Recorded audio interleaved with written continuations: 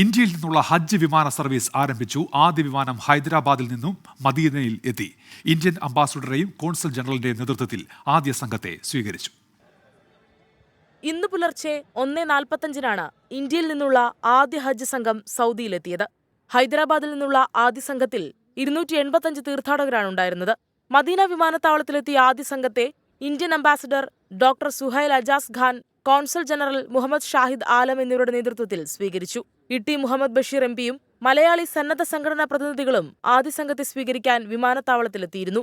ലോകത്തിന്റെ അഷ്ടദിക്കുകളിൽ നിന്ന് എത്തിപ്പെടുന്ന ഹജ്ജാജിമാരെ സേവിക്കാൻ വേണ്ടി ഇന്നു മുതൽ മദീനയിലും പുണ്യനഗരങ്ങളിലും നമ്മുടെ വളണ്ടിയർമാരെല്ലാം തയ്യാറായിട്ടുണ്ട്. അവിടെ ഹാജിമാരെ സ്വീകരിക്കാൻ വേണ്ടി ഇന്ത്യൻ ഹജ്ജ് മിഷനും അതോടൊപ്പം തന്നെ മലയാളി സംഘടനകളുടെ മുഴുവൻ സാന്നിധ്യത്തിൽ അവരെ സ്വീകരിക്കേണ്ടായി. ഇന്നു മുതൽ 2.5 മാസക്കാലം നീണ്ടു നിൽക്കുന്ന ഹജ്ജ് സേവന പ്രവർത്തനത്തിനാണ് നമ്മൾ തുടക്കം കുറിക്കുന്നത്. ഹജ്ജ് വെൽഫെയർ ഫോറം, KMCC, OICC തുടങ്ങിയ മലയാളി സംഘടനകളും ഹജ്ജ് സേവന രംഗത്തുണ്ട്. ഇന്ന് മാത്രം 13 വിമാനങ്ങളിലായി 4000-ലേറെ തീർത്ഥാടകർ മദീനയിലെത്തും. 24 ജിദ്ദ.